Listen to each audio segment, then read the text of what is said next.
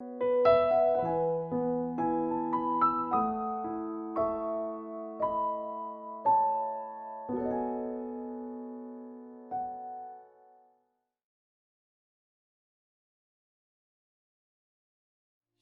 가난한 자는 복이 있나니 천국이 그들의 것이며 애통하는 자는 복이 있나니 그들이 위로를 받을 것이며 온유한 자는 복이 있나니 그들이 땅을 기업으로 받을 것이며 의에 줄이고 목마른 자는 복이 있나니 그들이 배부를 것이며 긍휼히 여기는 자는 복이 있나니 그들이 긍휼히 여김을 받을 것이며 마음이 청결한 자는 복이 있나니 그들이 하나님을 볼 것이며 화평하게 하는 자는 복이 있나니 그들이 하나님의 아들이라 일컬음을 받을 것이며 의를 위하여 박해를 받은 자는 복이 있나니 천국이 그들의 것임이라.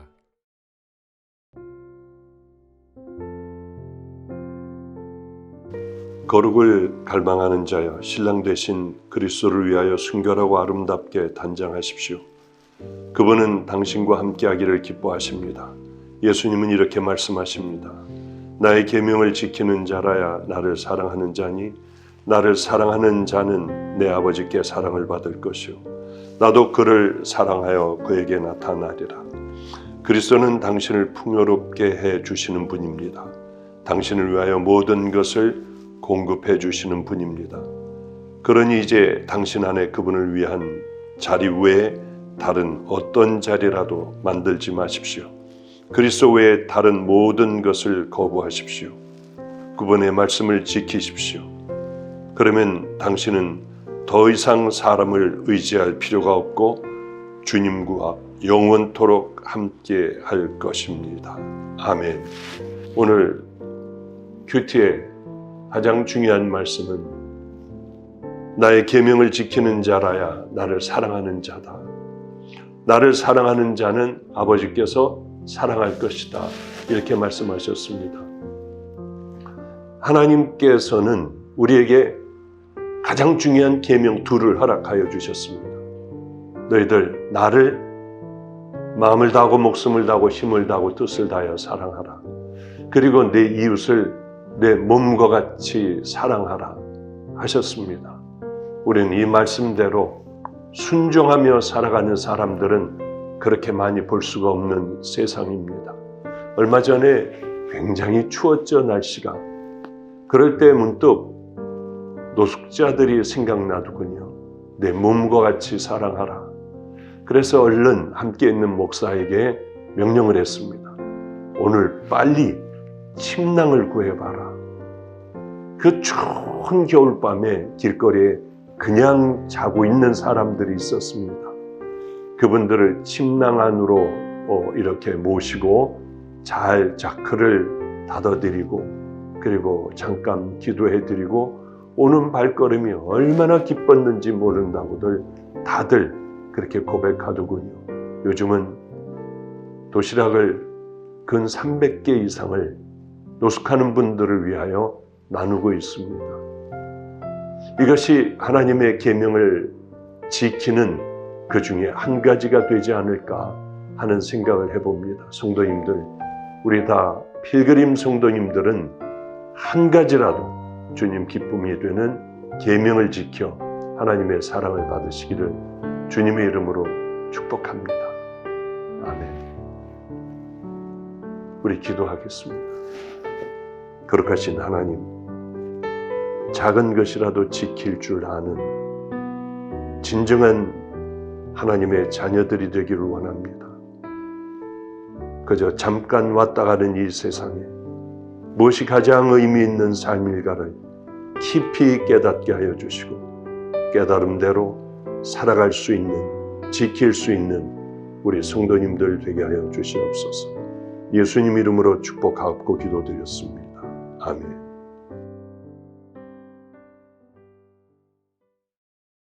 전도서 5장 3절 말씀입니다. 말이 많으면 우매한 자의 소리가 나타나느니라. 거룩을 갈망하는 자여, 오직 때에 맞는 바른 말이 교훈이 됩니다. 그런데 우리는 너무나 자주 헛된 것, 아무 목적 없는 것에 대하여 오래 이야기합니다. 만일 당신이 이러한 말들로 헛된 시간을 보내고 싶지 않다면 늘 깨어 기도하십시오. 평소에 당신은 말하는 것을 잘 절제하지 못합니까? 그렇다면 영적 성장을 가로막는 아주 무익하고 잘못된 언어 습관을 가지고 있는 것입니다. 거룩한 언어의 습관을 들이십시오. 경건한 대화는 영적 성장에 큰 도움을 주고 특별히 그리스도 안에서 연합을 이루어 그분의 마음을 품게 합니다. 잠언 15장 1절부터 4절의 말씀을 읽어드리겠습니다. 유순한 대답은 분노를 쉬게 하여도 과격한 말은 노를 격동하느니라. 지혜 있는 자의 혀는 지식을 선히 베풀고 미련한 자의 입은 미련한 것을 쏟느니라. 여호와의 눈은 어디서든지 악인과 선인을 감찰하시느니라. 온순한 혀는 곧 생명나무이지만 패역한 혀는 마음을 상하게 하느니라. 여러분의 입술의 주인은 누구이십니까? 여러분의 혀의 권세는 누구에게 있습니까? 이 작은 입의 권세, 혀의 권세를 만군의 주 여호와 하나님께 드리는 것에서부터 우리의 경건은 시작됩니다. 기도하겠습니다. 사랑과 은혜가 풍성하신 하나님, 우리 입술에 우리 혀의 주인은 우리 예수 그리스도이심을 이 시간 믿음으로 고백합니다. 하나님, 내 멋대로 날뛰는 내 혀를 주님께서 붙잡아 주시고 거룩하고 경건한 우리의 입술의 훈련이 오늘 이루어지게 하여 주시옵소서. 사랑이 많으신 예수 그리스도의 이름으로 기도했습니다. 아멘. 성도님들 오늘 하루 승리하시기 바랍니다. 감사합니다.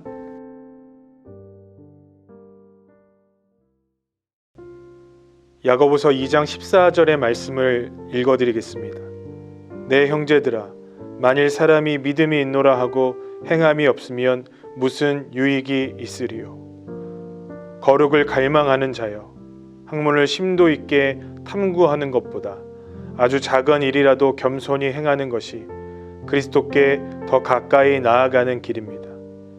이 세상에 범죄가 자주 일어나고 사람들이 무가치한 일에 빠져 있는 이유 중 하나는 우리가 삶을 아름답게 살려고 하기보다 학문에만 심취해 있기 때문입니다.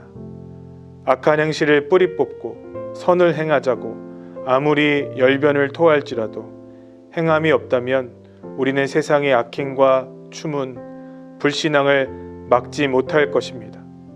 심판날에 당신은 얼마나 많이 알고 있느냐가 아닌 얼마나 많이 순종하였는가를, 얼마나 말을 잘하였는가가 아닌 얼마나 바르게 살았는가를 판단받을 것입니다. 오늘 이 글을 통해서 예전에 제 생각이 났습니다. 박범일 목사님을 처음 만났을 때 저는 하고 싶은 것이 많은 혈기왕성한 청년이었습니다. 그분께서 저에게 처음 말씀하신 것이 저의 앞으로의 미래, 특별히 좋은 학위를 갖고 싶은 것, 좋은 대학의 박사과정을 하고 싶은 것을 포기할 수 있느냐고 물어보셨을 때 저는 선뜻 대답하지 못했던 것을 기억합니다. 저의 마음속에 여전히 하나님의 말씀을 지키고 순종하기보다는 하나님의 말씀을 더 많이 알고 싶고 또 나의 유익과 나의 명성을 위하여 학위를 더 쌓고 싶은 마음이 있는 것을 오늘도 보게 됩니다. 주님 앞에서 그것이 필요 없다는 것을 알면서도 저의 육신은 자꾸 그것으로 저를 인도하는 것 같습니다. 사랑하는 성도님들, 혹시 성도님들에게도 이와 같이 여러분의 내면 안에 감추어진 하나님의 말씀을 순종하고 따라가기보다 다른 것에 마음과 관심이 있지 않습니까? 오늘 이 묵상을 한번 같이 나누어 봤으면 좋겠습니다. 심판날에 당신은 얼마나 많이 알고 있느냐가 아닌 얼마나 많이 순종하였는가를, 얼마나 말을 잘하였느냐가 아닌 얼마나 바르게 살았는가를 판단받을 것입니다. 주님께서 우리를 보실 때에 잘했다, 나의 착하고 충성된 종아 라고 하시는 오늘 하루가 되시기를 간절히 소망합니다. 기도하겠습니다. 사랑과 은혜가 풍성하신 하나님, 심판날에 우리의 지식과 우리의 번지르한 말이 아닌 우리의 중심과 우리의 삶을 보실 주님, 하나님, 우리는 말뿐인 그리스도인 아닌지요, 허울뿐인 그리스도인 아닌지요, 우리의 삶을 뒤돌아보고 순종의 아름다운 열매를 맺어가는 그리스도인들 되게 하여 주시옵소서. 그것이 예수 그리스도를 본받는 우리의 삶인 것을 기억하게 하여 주시옵소서. 예수 그리스도의 이름으로 기도했습니다. 아멘. 성도님들, 오늘 하루도 승리하십시오. 감사합니다.